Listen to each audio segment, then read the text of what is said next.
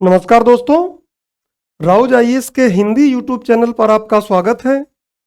और आज के इस लेक्चर में हम 16 जून 2024 को आयोजित यूपीएससी सिविल सेवा की प्रारंभिक परीक्षा के भूगोल खंड से पूछे गए प्रश्नों का उत्तर और व्याख्या देखेंगे। दोस्तों, सबसे पहले मैं आपको ये बता दूं कि इस लेक्चर के लिए मैंने प्रश्न पत्र 1 का सेट क्रमांक डी लिया है, क्योंकि आपको पता है कि सेट क्रमांक के बदलने के साथ ही प्रश्नों का क्रमांक भी बदल जाता है। इस लेक्चर में मैं जो भी प्रश्नों का क्रमांक बोलूँगा वो सेट डी के अनुसार बोलूँगा।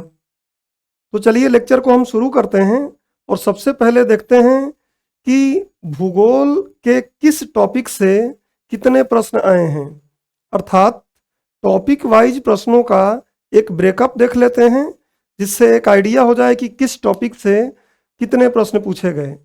देखिए, सबसे पहले हमने यहाँ पे टॉपिक लिखा है और यहाँ पर प्रश्नों की संख्या लिखा है। देखिए, जलवायु विज्ञान जो होता है, क्लाइमेटोलॉजी से 7 प्रश्न पूछे गए हैं इस बार। भू आकृति विज्ञान, जिसको जियोमॉर्फोलॉजी बोलते हैं, उससे 3 प्रश्न पूछे गए हैं। ऐसे ही भारतीय भूगोल मानचित्र आधारित प्रश्न हैं, इससे 2 प्रश्न पूछे गए हैं। विश्व के भूगोल से भी मानचित्र आधारित प्रश्न पूछे गए हैं और उनकी भी संख्या 2 है। विश्व के भूगोल से मानचित्र आधारित प्रश्न इस बार पूछे गए हैं, उनकी संख्या 2 है। ऐसे ही समुद्र विज्ञान से, ओशनोलॉजी से 1 प्रश्न पूछा गया है और प्राकृतिक संसाधन जो नेचुरल रिसोर्सेस हैं उनसे 1 प्रश्न पूछा गया है। और इस प्रकार अगर हम देखें तो वर्ष 2024 की यूपीएससी की प्रारंभिक परीक्षा में कुल प्रश्नों की संख्या 16 है जो भूगोल खंड से पूछे गए हैं। तो इतनी बात आपको क्लियर हो गई कि इस वर्ष अर्थात वर्ष 2024 में कुल 16 प्रश्न भूगोल खंड से पूछे गए हैं। इसका स्क्रीनशॉट लेना हो तो आप ले लीजिए और फिर हम एक एक प्रश्नों को हल करने का प्रयास करते हैं। चलिए, इसका स्क्रीनशॉट लीजिए और हम सबसे पहले देखते हैं प्रश्न नंबर 9। और मैं पहले ही आपको बोल चुका हूं कि सेट डी के अनुसार मैं प्रश्न का क्रमांक लगाया हूं। यहाँ प्रश्न क्या बोल रहा है कि विश्व में किन्हीं 2 देशों के मध्य सबसे लंबी सीमा निम्नलिखित में से किसके मध्य है। यहाँ पे 2 देशों का युग्म दिया हुआ है और पूछ रहा है कि किन देशों के बीच अंतर्राष्ट्रीय बाउंड्री सबसे बड़ी है, सबसे लंबी है। तो इसको हल करें हम, उससे पहले थोड़ा सा एक इनसाइट देख लेते हैं। देखिए, कनाडा और संयुक्त राज्य अमेरिका के बीच में 8,900 किलोमीटर की अंतर्राष्ट्रीय सीमा लगती है, जिसमें अमेरिका का जो स्थल, जो अमेरिका का मुख्य एरिया है, और उसके साथ साथ उत्तरी कनाडा और अलास्का के बीच जो सीमा लगती है वो दोनों ही इंक्लूड हैं। चिली और अर्जेंटीना के बीच 5,308 किलोमीटर की सीमा लगती है। चीन और भारत के बीच 3,488 किलोमीटर की सीमा लगती है। और कजाकिस्तान और रूस के बीच या रशियन फेडरेशन के बीच 7,800 किलोमीटर की सीमा लगती है। जो हम देख रहे हैं कि यहाँ सबसे लंबी ये है और नंबर 2 पर ये है। तो ये बात अगर आपने देख लिया, प्रश्न तथ्यात्मक था, काफ़ी फैक्ट पूछा गया था। और अगर आप मैप देखे हैं, मेमोराइज कर रहे हैं, तो बिना एग्जैक्ट नंबर याद किए भी आप कहीं ना कहीं ठीक आंसर लगा सकते थे। तो इसका सही आंसर क्या हो गया? कनाडा और संयुक्त राज्य अमेरिका, ये इसका सही आंसर होगा। मैंने यहाँ मैप भी एक लगाया है, देखिए ये कनाडा और ये यूनाइटेड स्टेट्स अमेरिका, संयुक्त राज्य अमेरिका, ये इनकी सीमा लाल जो दिखाई दे रही है, लग रही है। और फिर यहाँ पर ये अलास्का का एरिया और ये उत्तर का एरिया जो है कनाडा का, वो ये सीमा बना रहा है। तो ये क्वेश्चन फैक्चुअल था। मैप अगर आप देखेंगे तो मैप के अकॉर्डिंग आप सोच सकते थे कि किसकी सीमा बड़ी हो सकती है। इसका स्क्रीनशॉट लीजिए, फिर हम अगले प्रश्न की तरफ चलते हैं। इसका स्क्रीनशॉट ले लीजिए विथ इनसाइट, और अब हम बढ़ते हैं अगले प्रश्न की तरफ। अगला प्रश्न था प्रश्न नंबर 29। सेट डी के अनुसार अगला प्रश्न था 29। क्या बोल रहा है प्रश्न? निम्नलिखित कथनों पर विचार कीजिए। प्रश्न बोल रहा है कि लाल सागर में किसी भी रूप में बहुत कम वर्षण होता है। रेड सी में किसी भी रूप में बहुत ही कम बारिश होती है, और लाल सागर में नदियों से जल का प्रवेश नहीं होता। मतलब लाल सागर में कोई भी नदी गिरती नहीं है। और बोल रहा है कि इसमें से कौन सा सही है। तो जनरल अगर आप थोड़ा सोचेंगे तो कोई भी नदी प्रवेश नहीं करती है, ये कहीं ना कहीं गलत लग रहा है। और लाल सागर की अवस्थिति अगर हम देखें तो वहाँ पे बारिश कम होती ही है, क्योंकि वो काफ़ी शुष्क भूमि से घिरा हुआ है और उपोष्ण कटिबंधीय क्षेत्र में आता है।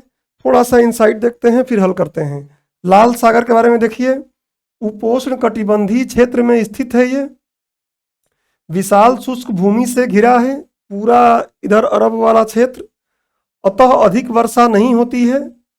हालांकि इसमें कई मौसमी नदियां गिरती हैं, जैसे एक नदी है हदस, एक है अनसेबा, एक है बरका इत्यादि। तो नदियां तो गिरती हैं, लेकिन ये शुष्क भूमि से घिरा हुआ है, उपोष्ण कटिबंधीय क्षेत्र में है, इसलिए यहाँ बारिश कम होती है। तो ये बात तो सही है, लेकिन ये वाली बात गलत है। और इस तरीके से इसका आंसर हो जाएगा केवल एक इसका सही आंसर हो जाएगा, क्योंकि पहली बात सही है, दूसरी वाली बात गलत है। तो ये प्रश्न ठीक ठाक प्रश्न था, मध्यम आकार का मध्यम कठिनता के स्तर का प्रश्न था, इसको आप हल कर सकते थे। अब बढ़ते हैं हम आगे अगले प्रश्न की तरफ। हमारा अगला प्रश्न है, निम्नलिखित कथनों पर विचार कीजिए। और कथन क्या बोल रहा है? पहला कि पार्थिव विकिरण की तुलना में आगामी या आने वाली इनकमिंग सौर विकिरण से वायुमंडल अधिक गर्म होता है। सबसे पहले तो हम ये समझ लेते हैं कि अगर मान लीजिए यहाँ पर सन है, यहाँ अगर सन है, सूरज है, और इससे विकिरण जो निकलता है ये लघु तरंगे होती हैं, सूक्ष्म तरंगे होती हैं, ये सूक्ष्म होती हैं, माइक्रो होती हैं काफ़ी। मान लीजिए यहाँ पृथ्वी है, मैं सन दूर है इसलिए छोटा दिखा रहा हूँ, सन साइज में काफ़ी बड़ा है, ध्यान रखिएगा। पृथ्वी पर आके जब ये गिरती हैं तो अंदर जाती हैं, और यहाँ से पृथ्वी क्या करती है, इसको ऐसे दीर्घ तरंगों के रूप में, काफ़ी अवरक्त तरंगों के रूप में क्या करती हैं, बाहर भेजती है। और यहाँ पर हमारे वातावरण में पाए जा रहे हैं क्या? Greenhouse gases, greenhouse gas पाई जा रही हैं। जैसे मान लीजिए कार्बन डाइऑक्साइड है, तो ये क्या करती हैं, इन दीर्घ तरंगों को फिर से वापस भेज देती हैं, और वापस भेज देती हैं, इसके कारण गर्म होता है। तो ध्यान रखिएगा, इन तरंगों को जो ग्रीन हाउस गैसें हैं, अगर मान लीजिए यहाँ कार्बन डाइऑक्साइड है तो ये इसको रोक नहीं पाता है, ये इससे परावर्तित नहीं होता है। लेकिन जब ये दीर्घ होके निकलती हैं तब ये परावर्तित कर पाता है। तो पहला वाला कथन तो आप देख रहे हैं कि गलत है, कि पार्थिव विकिरण की तुलना में पृथ्वी से जो विकिरण यहाँ निकल रहा है इसको बोलते हैं पार्थिव विकिरण, इसको हम बोलते हैं पार्थिव विकिरण। तो यहाँ क्या उल्टा बोल रहा है, जबकि इससे गर्म होता है। और ये सौर विकिरण है, ये सौर विकिरण है। तो क्या बोल रहा है कि पार्थिव विकिरण की तुलना में आने वाली सौर विकिरण से वायुमंडल अधिक गर्म होता है। गलत, अभी आपने देखा कि इससे गर्म होता है। उसके बाद दूसरा बोल रहा है कि वायुमंडल में कार्बन डाइऑक्साइड और अन्य ग्रीन हाउस गैसें दीर्घ तरंग विकिरण के अच्छे अवशोषक हैं। अब देख रहे हैं कि ये क्या कर लेती हैं, इसको अवशोषित भी करती हैं और नीचे परावर्तित भी करती हैं। तो ये बात तो सही है, और जब ये बात सही है तो यहाँ पे आंसर क्या हो जाएगा? आप आंसर देख सकते हैं कि डी कथन 1 सही नहीं है, किंतु कथन 2 सही है। तो इसका सही आंसर क्या हो जाएगा? डी इसका स्क्रीनशॉट लीजिए, फिर हम आगे बढ़ते हैं। अगला प्रश्न देखते हैं। अगला प्रश्न है 52, पीछे वाला प्रश्न था 51। तो 52 प्रश्न बोल रहा है, कथन एक भूमध्य रेखा इक्वेटर पर क्षोभ मंडल की मोटाई ध्रुवों की तुलना में बहुत अधिक होती है। सीधे एनसीईआरटी से प्रश्न पूछा गया है और ये तो आपको डेफिनेटली ये बात पता होगा कि अगर आप देखेंगे, ये अगर पृथ्वी है तो पृथ्वी के जो भूमध्य रेखा है यहां पर क्षोभ मंडल 18 किलोमीटर होता है, और जो ध्रुवों पर, अब मैं दिखा तो ऐसे ही पाऊंगा, तो ध्रुवों पर आप देखेंगे कि क्षोभ मंडल केवल 8 किलोमीटर होता है, और इसलिए दोनों को जोड़कर जब हम निकालते हैं औसत तो बनता है 13 किलोमीटर। तो ये बात तो एकदम क्लियर है कि भूमध्य रेखा पर क्षोभ मंडल की मोटाई ध्रुवों की तुलना में अधिक होती है। उसके बाद बोल रहा है कि भूमध्य रेखा इक्वेटर पर प्रबल संवहनी धाराओं द्वारा उष्मा को अधिक ऊंचाई तक ले जाया जाता है। तो आपको पता है कि तापमान भूमध्य रेखा पर ज्यादा होता है, और तापमान जब भूमध्य रेखा पर ज्यादा होता है तो डेफिनेटली जो वायु को काफी ऊपर तक ले जाया जाता है। तो एक थोड़ा सा इसको पढ़ने के लिए मैं आपको एक इंसाइट दे रहा हूं, इससे आपको बेहतर समझ में आएगा। बट उससे पहले मैं इसको मिटा दूं जिससे कि आप सही से पढ़ सकें जो मैं इंसाइट दे रहा हूं। ये बात तो आपको समझ में आ गई कि मैंने क्या बताया। अब देखिए क्या बोल रहा है यहाँ पे, इंसाइट भी अगर आप देखेंगे तो बोल रहा है कि क्षोभ मंडल की जो ऊंचाई होती है तापमान के अनुक्रमानुपाती होती है, समानुपाती होती है। तापमान ज्यादा जहां रहेगा वहां क्षोभ मंडल की ऊंचाई ज्यादा रहेगी, और जहां तापमान कम रहेगा वहां क्षोभ मंडल की ऊंचाई भी कम रहेगी। भूमध्य, इतने से ही हल हो जा रहा है ये बात, लेकिन आगे और देख लेते हैं। भूमध्य रेखा पर संवहन धाराएं वायुमंडल में ऊष्मा का स्थानांतरण प्रभावी ढंग से करती हैं, और भूमध्य रेखा पर क्षोभ मंडल की ऊंचाई अधिक होती है क्योंकि मजबूत संवहनी धाराएं ऊष्मा को अधिक ऊंचाई तक पहुंचाती हैं। भूमध्य रेखा पर संवहनी धाराएं ज्यादा होती हैं, मजबूत होती हैं तापमान ज्यादा होने से, तो वो क्या करती हैं, ऊष्मा को अधिक ऊंचाई तक पहुंचाती हैं और क्षोभ मंडल वहां तक रहता है। तो इसका मतलब कि पहला भी सही है और दूसरा कथन भी सही है, और पहला दूसरा दोनों सही हैं तो आंसर ए हो जाएगा। कथन एक और कथन दो दोनों सही हैं, तथा कथन दो कथन एक की व्याख्या करता है। तो ये बात आपको डेफिनेटली समझ में आ गई होगी। अब हम बढ़ते हैं अगले प्रश्न की तरफ। आपको अगर स्क्रीनशॉट लेना हो तो मैं समय दे देता हूँ, स्क्रीनशॉट ले सकते हैं। और ज़्यादा डिटेल्ड अगर आपको आंसर देखना है तो आप हमारे वेबसाइट पर जा सकते हैं, राउज आईएएस के कंपस वेबसाइट पर। वहाँ पर आप जाके विथ प्रूफ सारे प्रश्नों का उत्तर पढ़ सकते हैं। अब देखिए अगला प्रश्न क्या बोल रहा है कि निम्नलिखित पर विचार कीजिए। ज्वल खंडाश्मी, जिसको पायरोक्लास्टी मलबा बोलते हैं, राख और धूल, नाइट्रोजन यौगिक, सल्फर यौगिक, ये भी एनसीईआरटी से एकदम सिंपल प्रश्न पूछा है कि उपयुक्त में से कितने ज्वालामुखी उद्गारों के उत्पाद हैं। मतलब अगर ज्वालामुखी कभी निकलती है तो उसमें से कौन कौन सी चीजें इसमें से निकलेंगी, ये आपको बताना है। सिंपल क्वेश्चन था। देखिए ज्वालामुखी विस्फोट अगर होता है तो नाइट्रोजन और सल्फर के ऑक्साइड आते हैं। इसका मतलब यह है कि नाइट्रोजन यौगिक सही है, सल्फर यौगिक सही है। फिर पायरोक्लास्टिक पदार्थ निकलते हैं, मतलब ये भी सही है। राख और धूल निकलते हैं, ये भी सही है। उसके अलावा और भी बहुत सी गैसें निकलती हैं। तो इसका मतलब कि ये सारे सही हैं, और जब सभी सही हैं तो आंसर हो जाएगा डी, सभी चार। आसान क्वेश्चन था ये, इसको इजी क्वेश्चन कहा जाएगा, और ये एनसीईआरटी में सीधे कवर होता है। अगर आप बेसिक पढ़े होंगे आराम से आंसर कर पाएंगे। अब बढ़ते हैं हम लोग अगले प्रश्न की तरफ। अगला प्रश्न आया था प्रश्न नंबर 54 सेट डी के अनुसार। क्या बोल रहा है प्रश्न कि जनवरी माह में समतापी रेखा मानचित्रों या आइसोथर्मल मैप से प्राप्त कौन से निष्कर्ष सही हैं। पहले समझ लीजिए समतापी रेखा क्या होते हैं। अगर आप यहाँ पर 14 डिग्री सेंटीग्रेड तापमान है, कहीं पर यहाँ 14 डिग्री सेंटीग्रेड तापमान है, कहीं पर इस जगह पे 14 डिग्री सेंटीग्रेड तापमान है। इन सभी बिंदुओं को हम ऐसे मिला देते हैं तो मिलाने से जो रेखा मिलती है इसी को हम बोलते हैं क्या, समताप रेखा। और समताप रेखा के बारे में थोड़ी सी बात पढ़ लीजिए कि जल की विशिष्ट ऊष्मा क्या होती है, ज्यादा, और भूमि की विशिष्ट ऊष्मा होती है कम। जल एक बार गर्म हो जाएगा तो थोड़ा देर लेगा ठंडा होने में, और ठंडा हो जाएगा तो गर्म होने में भी समय लेगा, लेकिन भूमि जल्दी से ठंडा हो जाती है, जल्दी से गर्म हो जाती है। तथा गल्फ स्ट्रीम, आपको पता है कि अटलांटिक महासागर में गल्फ स्ट्रीम चलता है जो गर्म जलधारा है, तो गल्फ स्ट्रीम की उपस्थिति उत्तरी अटलांटिक महासागर के तापमान को बढ़ा देती है तथा सकारात्मक तापीय विसंगति उत्पन्न करती है।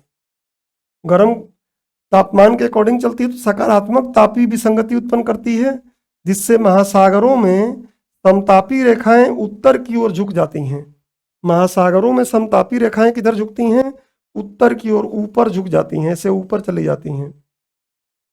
तो यहां देखिए क्या है, समताप रेखाएं महासागर के ऊपर उत्तर की ओर और महाद्वीप के ऊपर दक्षिण की ओर विचलित होती हैं या घूम जाती हैं। तो ये बात तो सही है कि उत्तर की ओर कहाँ, महाद्वीपों में, और दक्षिण की तरफ कहाँ, लैंड पर, भूमि पर।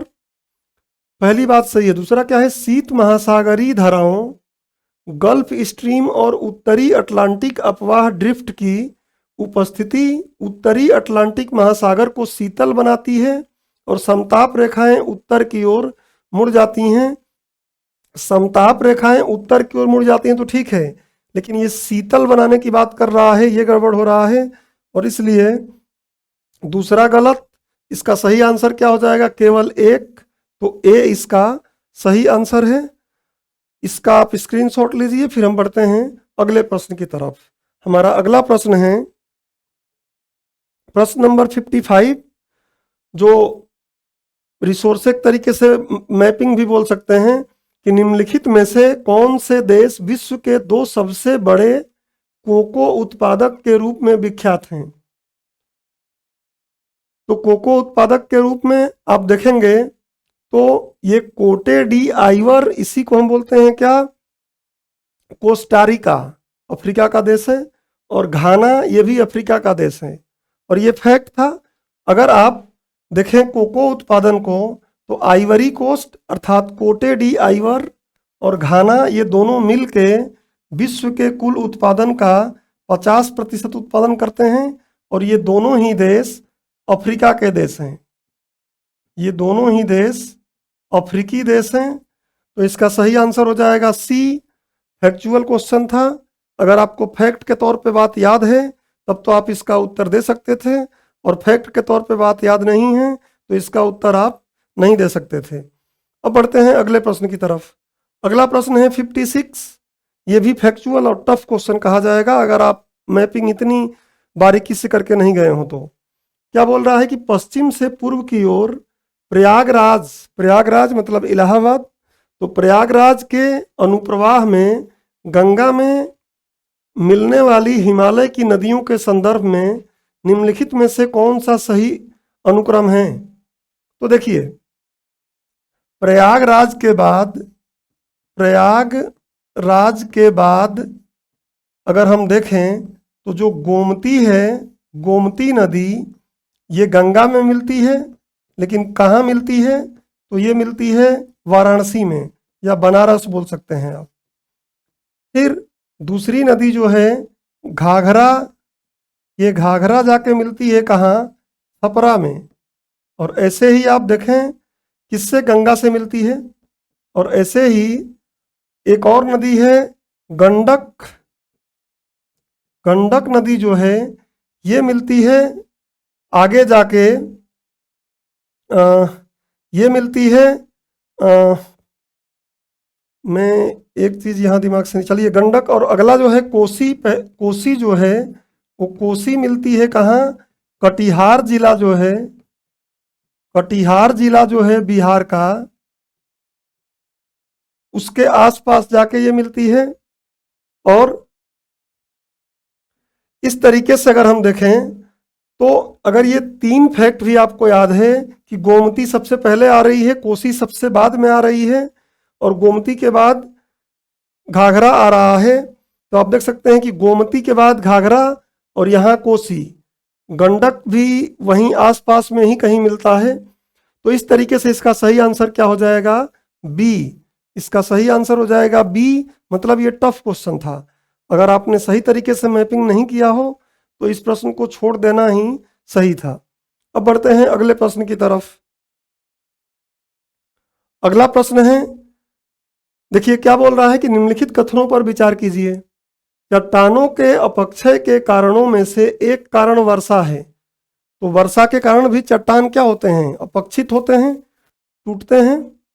और दूसरा क्या है? वर्षा जल में घोल के रूप में कार्बन डाइऑक्साइड विद्यमान होता है। तीसरा क्या बोल रहा है? वर्षा जल में वायुमंडलीय ऑक्सीजन विद्यमान होता है। तो वर्षा जल में वायुमंडलीय ऑक्सीजन तो विद्यमान रहेगा ही, और चट्टानों के अपक्षय के कारण में वर्षा है ही, और वर्षा का जो सामान्य वर्षा होती है उसमें कार्बोनिक अम्ल पाया जाता है, HCO3।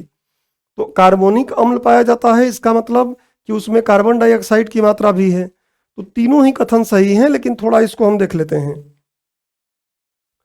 क्या है। देखिए, सामान्य वर्षा में हल्के कार्बोनिक अम्ल की उपस्थिति होती है, लेकिन यही अम्ल वर्षा अगर होगा तो उसमें नाइट्रिक अम्ल और सल्फ्यूरिक अम्ल भी मिले होते हैं, इसलिए ये खतरनाक होता है। वर्षा में ऑक्सीजन वायुमंडल के संपर्क से प्राप्त होता है, बाकी तो पानी है तो H2O रहेगा ही उसमें, लेकिन वायुमंडलीय ऑक्सीजन भी उसमें मिला रहता है।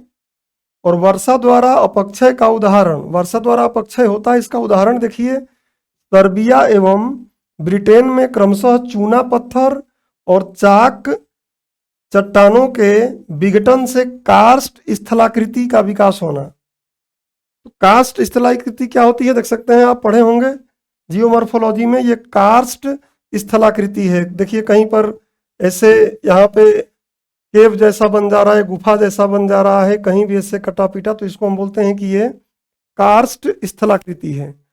तो इसका मतलब कि तीनों कथन यहाँ पे सही है, ये भी सही है, ये भी सही है और ये भी सही है। मतलब पहले की दोनों व्याख्या भी कर रहे हैं। तो देखिए, कथन 2 और कथन 3 दोनों सही हैं, तथा दोनों कथन कथन 1 की व्याख्या करते हैं।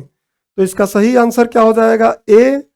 ये भी मध्यम कठिनता स्तर का प्रश्न था, अगर आप जियोमॉर्फोलॉजी सही से पढ़े हो तो हल कर सकते थे आप इसको। अब बढ़ते हैं अगले प्रश्न की तरफ।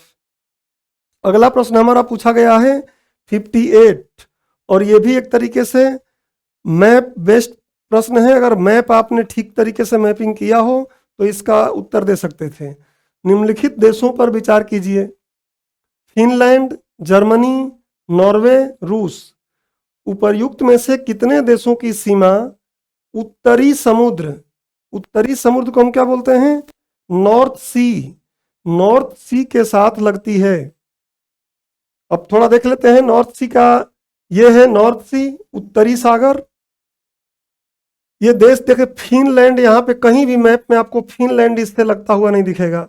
जर्मनी जरूर दिख जाएगी, ये जर्मनी है, और जर्मनी देखिए इससे लग रही है। ऐसे ही आगे दिया है नॉर्वे, तो नॉर्वे देखिए यहाँ पे ये नॉर्वे है, नॉर्वे की सीमा भी लग रही है। रसिया, रूस, रूस की सीमा यहाँ पे कहीं भी नहीं लग रही है। तो केवल 2 की सीमा लग रही है, एक तो जर्मनी की और दूसरा नॉर्वे की। तो केवल 2 इसका सही आंसर होगा। ये मैप आधारित प्रश्न था, ठीक तरीके से अगर आप मैप लगातार देख रहे हैं तो इसको हल कर सकते थे। चलिए आगे बढ़ते हैं और अगला प्रश्न देखते हैं। अगला प्रश्न है 59। ये भी एक तरीके से टफ प्रश्न था, जो कि बहुत हल्का, छोटे छोटे इसमें गलतियां होने का चांस थे। निम्नलिखित सूचना पर विचार कीजिए। जल प्रपात दिया है, फिर क्षेत्र दिया है, फिर नदी दिया है। तो धुआंधार जल प्रपात नर्मदा नदी पर तो बनता है, सही बात है, लेकिन मालवा में नहीं बनता है। आपको पता है कि ये कहाँ बनता है?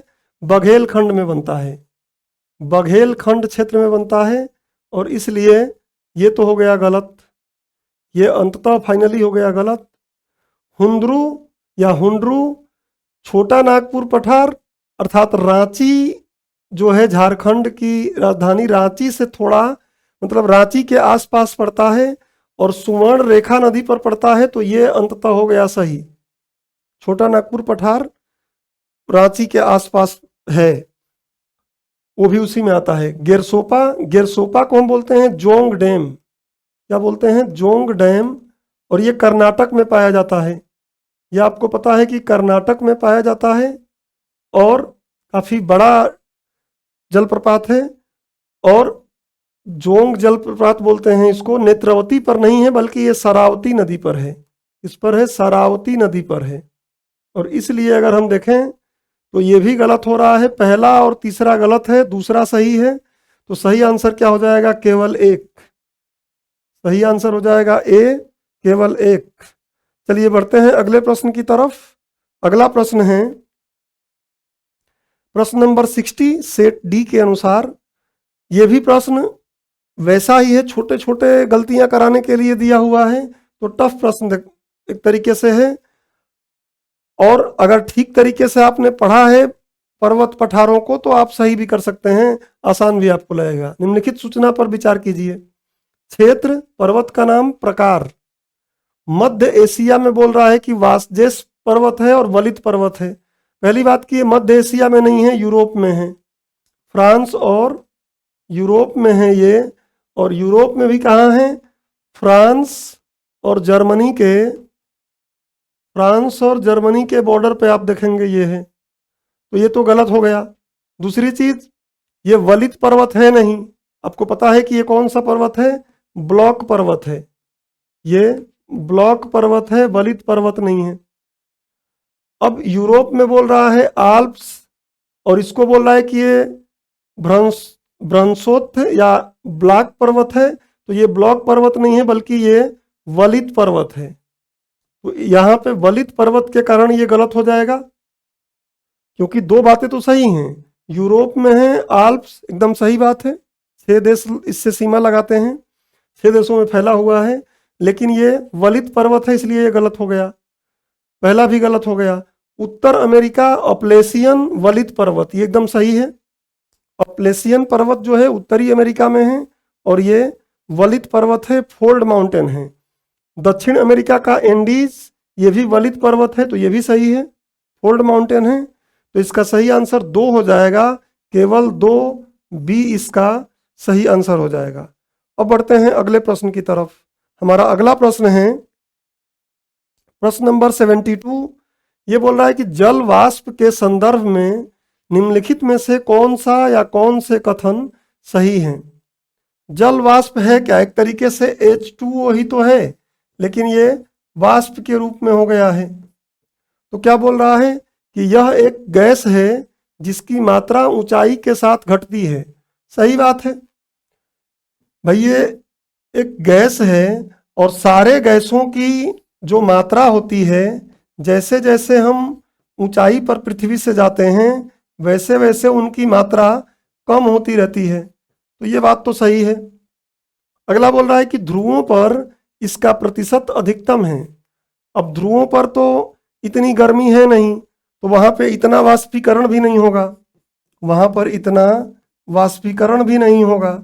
जब वाष्पीकरण वहां ज्यादा नहीं होगा तो वहां पे वाष्प की मात्रा ज्यादा कैसे हो जाएगी? इसलिए ये तो गलत हो गया और ये गलत हो गया, तो केवल एक सही आंसर हो जाएगा और इसलिए ए इसका सही आंसर हो जाएगा। तो ये अपेक्षाकृत बहुत आसान प्रश्न था। भूगोल अगर आपने पढ़ा है साल भर तो ये प्रश्न बहुत आसान प्रश्न था। अब बढ़ते हैं अगले प्रश्न की तरफ। अगला प्रश्न है प्रश्न नंबर 73। ये बोल रहा है कि निम्नलिखित विवरण पर विचार कीजिए। क्या करना है? तापमानों की वार्षिक और दैनिक सीमा रेंज निम्न है।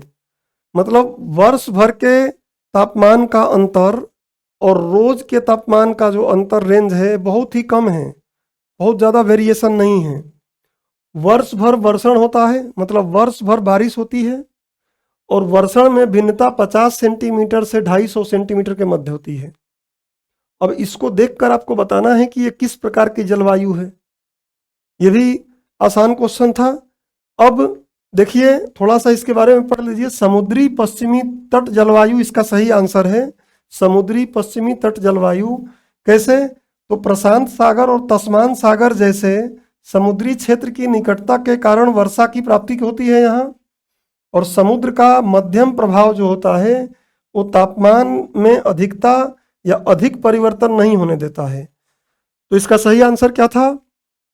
समुद्री पश्चिमी तटीय जलवायु। अब बढ़ते हैं अगले प्रश्न की तरफ। अगला प्रश्न हमारा है 74 और ये भी एनसीईआरटी से पूछा गया प्रश्न था। कोरियोलिस बल। कोरियोलिस बल के बारे में आप जानते ही हैं कि कोरियोलिस बल के संदर्भ में निम्नलिखित में से कौन सा कथन सही है। पहले हम थोड़ा सा कोरियोलिस बल का सूत्र देख लेते हैं। कोरियोलिस बल एफसी मतलब एकांक द्रव्यमान पर लगने वाला कोरियोलिस बल बराबर होता है 2 omega v sine q. Omega क्या है? पृथ्वी का अपने अक्ष पर घूर्णन गति जो नियत होता है। अभी न्यूज आ रही है कि थोड़ा सा तेज हो गई है घूमना, ये सब अभी अलग बात है, लेकिन जो पृथ्वी का अपने अक्ष पर घूर्णन की गति है वो हम नियत मानते हैं, नियत ही है वो, तभी 24 घंटे का दिन रात हो रहा है। और Q क्या है? अक्षांश है जिससे हम कोण निकाल लेते हैं। V क्या है? वस्तु का वेग। वस्तु का वेग देखिए FC समानुपाती क्या रहेगा? V, मतलब V बढ़ेगा तो कोरियोलिस बल भी बढ़ेगा। यहां क्या बोल रहा है कि यह पवन वेग की वृद्धि के साथ बढ़ता है। सही है, अगर पवन को भी एक वस्तु जैसा माने तो उसकी वृद्धि के साथ ये बढ़ेगा। V देख सकते हैं आप, V FC proportional to V है। यह ध्रुवों पर सर्वाधिक है और भूमध्य रेखा पर विद्यमान नहीं होता है। देखिए यहाँ पे ध्यान से, यह ध्रुवों पर सर्वाधिक है। जब ध्रुवों पर जाएंगे यहाँ तो Q का मान क्या लिखेंगे? जब ध्रुवों पर जाएंगे तो Q का मान लिखेंगे 90 और साइन 90 का मान क्या होता है? 1, मतलब इसकी बड़ी वैल्यू आएगी। लेकिन भूमध्य रेखा पर आएंगे तो भूमध्य रेखा पर Q कितना हो जाएगा? अक्षांश की कोण कितना हो जाएगा? 0 डिग्री। तो उस समय क्या हो जाएगा? साइन 0 और साइन 0 बराबर होता है 0, टोटल हो जाएगा 0। मतलब भूमध्य रेखा पर या इक्वेटर पर यह विद्यमान नहीं होता है। ये भी बात सही है। जब ये दोनों बातें सही हैं तो इसका सही आंसर क्या हो जाएगा? C 1 और 2 दोनों। ध्यान से देखिए, यह पवन वेग की वृद्धि के साथ बढ़ता है, यह ध्रुवों पर सर्वाधिक है और भूमध्य रेखा पर विद्यमान नहीं होता। और यह आप आराम से यहाँ से फॉर्मूले से देख सकते हैं, इसलिए मैं फॉर्मूला यहाँ लिख दिया हूँ। अब बढ़ते हैं अगले प्रश्न की तरफ। अगला और अंतिम प्रश्न होगा जो भूगोल से पूछा गया है इस वर्ष, और ये भी अच्छा खासा क्वेश्चन है। प्रत्येक वर्ष 21 जून को निम्नलिखित में से किस अक्षांश या किन अक्षांशों पर 12 घंटे से अधिक समय तक सूर्य का प्रकाश विद्यमान रहता है? भूमध्य रेखा, कर्क रेखा, मकर रेखा, उत्तरी ध्रुव या आर्कटिक वृत्त। आपको पता है कि ये है भूमध्य रेखा, यहाँ है कर्क रेखा, यहाँ है कर्क रेखा और यहाँ है मकर रेखा। मकर रेखा। तो ये बताइए 21 जून को सूर्य की किरणें कहाँ पड़ती हैं? कर्क रेखा पर पड़ती हैं सीधे। तो एक तो कर्क रेखा हमारा यहाँ सही हो गया, और दूसरा क्या है? उत्तरी ध्रुव में कौन सा वृत्त पाया जाता है? आपको पता है, आर्कटिक वृत्त पाया जाता है। आर्कटिक वृत्त उत्तर की तरफ पाया जाता है, और इधर कौन सा पाया जाता है? अटलांटिक वृत्त। अटलांटिक वृत्त इधर पाया जाएगा। तो आर्कटिक वृत्त इसका एक हो जाएगा उत्तर ध्रुवीय वृत्त या आर्कटिक वृत्त।